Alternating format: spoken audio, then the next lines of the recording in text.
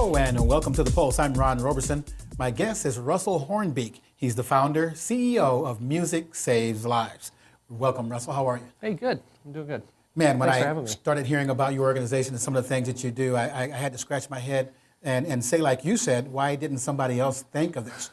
But what a great organization, Music Saving Lives.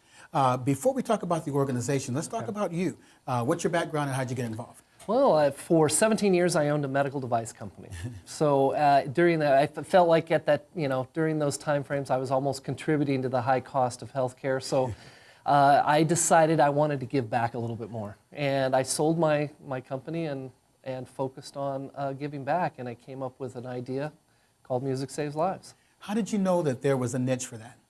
Well, what I did when I was in the medical industry, I worked with the American Red Cross, and it was one of my largest accounts, and I knew that they had an issue with the blood supply during the summer. Mm-hmm. And our first focus with Music Saves Lives was to correct the blood supply. And what happens is 30% of the blood supply comes from colleges and high schools.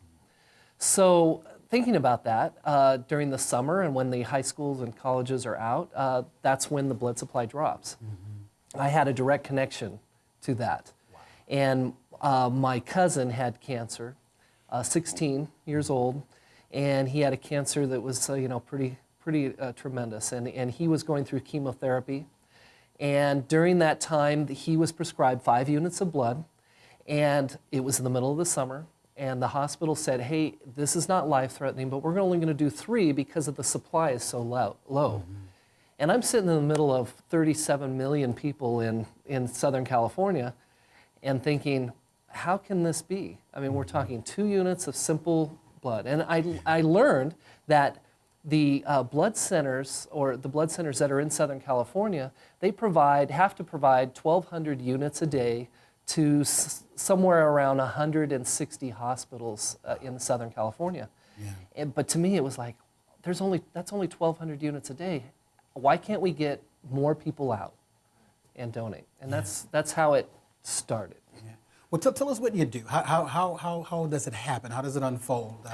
What are some of the things you all do? Well, what I wanted to do is take the music industry and connect with the bands and connect with these different musicians and industry people and say, okay, how can we plug in the kids that come out to your concerts during the summer and get them to donate blood?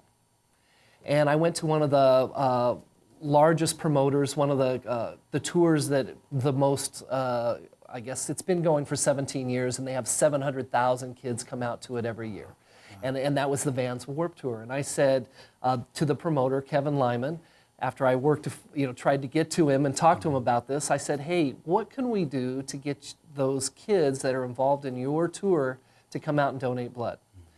And, a lot of ideas came around. I said, hey, can we give away tickets? He goes, no, this is how I make my living. But he said, you know what I'll do? Let's put all these kids that donate blood, let's put them backstage and let them meet the bands. Mm-hmm. And that was really the birth of how it all started, because once that was out there, it turned that first summer into an extra 4,000 units of blood. Yeah, it was a lot of kids that came out and donated during 2006 is when the first summer that we started. What sort of impact are you having on the lack of blood itself? Well, yeah, the blood supply drops 30% during the summer. Mm-hmm. And our goal, as Music Saves Lives, was to go and try to make an impact on changing that summer blood supply. So now, since we've gone nationally, we see... And we've impacted about 5%. We see almost between 60 and 70,000 donations occur during the summer when we're running our program now. Yeah. How are you funded, Russell? That's always a problem. we go after when I started the program, I sold my company and I wanted to make it work. Mm-hmm. And I put, of course, a lot of personal funds into making it work. I mean, my goal was to go out and reach these kids that were under 25. And if kids under 25, they don't have a lot of money to donate. They don't have a lot of things. Mm-hmm. Our funding a lot of times came from the blood centers that partnered with us. And what they did is, instead of spending money on advertising to try to get people out in the summer to donate, they would also donate to our cause and help their, the young people get out and donate. So that was one way. And then we have personal donations from private individuals. A lot of bands support us. We see a lot of bands across the country running a benefit for our cause. Right. Who are some of the bands, real quick? I didn't mean to cut you off. Oh yeah, no, that's let's see. Some of the bigger ones we've worked with was let's see, All American Rejects, which is a great band. Let's see, another band called Jack's Mannequin. And his connection over the period of time, he had leukemia, so he's now wanting to give back. Wow. Another band. Neon Trees, which they just recently had some big hits. There's been a lot. Yeah. Jimmy Eat World, Katy Perry, so quite a few. Right. So it seems to me as we wrap this up that you found a niche and in an underserved area. We never really associate kids with cancer in the broad sense of the term, but you found a place to where they can really be involved as well. Yeah, the kids that are receiving the benefit from our efforts at getting the young people out and donating blood, and that has been tremendous. I mean, we get a lot of emails from some of the kids that have had cancer, that are fighting cancer, that now realize that our organization does good by reaching and giving back and making sure that the blood supply is ample for those that have fighting cancer. Need transplants, and then those that have trauma. So you have a lot of people that have had car accidents and so forth. They use the blood supply.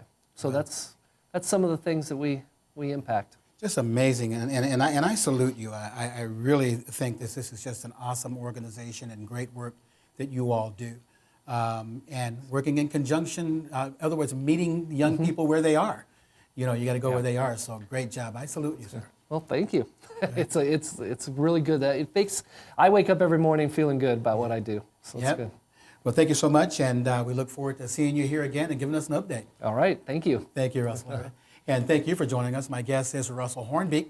He's the founder and he's the CEO of Music Saves Lives, a great organization. Go on out and patronize them. I'm Ron Roberson. This is The Pulse.